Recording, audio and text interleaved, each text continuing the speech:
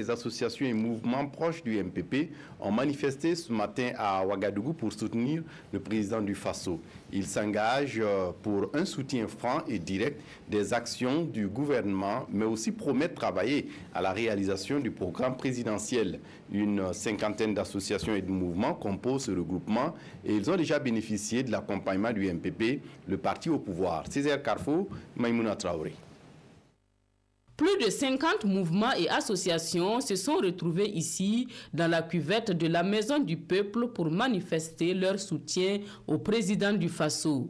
Ce matin, ils ont apprécié les actions déjà menées et formulé des recommandations afin de contribuer à la mise en œuvre du programme présidentiel. Sans soutien, je pense qu'à un moment donné, s'il n'a pas de soutien, il est difficile. C'est des gens qui l'ont élu et ces gens sont là. Est-ce que nous allons continuer à le laisser comme un orphelin pour que de gauche à droite, on essaie de l'abattre? Et là, nous, au niveau des associations, nous disons, pour abattre le président avec son système, il faut passer d'abord sous nos corps.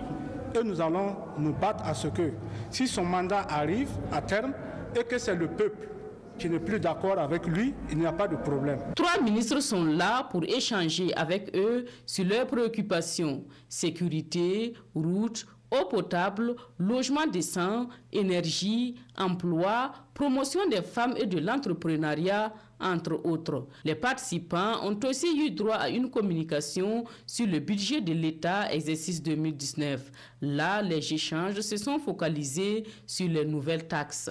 Il y a un certain nombre de structures que je ne vais pas les citer et qui d'ores et déjà disent qu'il n'est pas normal qu'on ne doit pas appliquer ces taxes-là.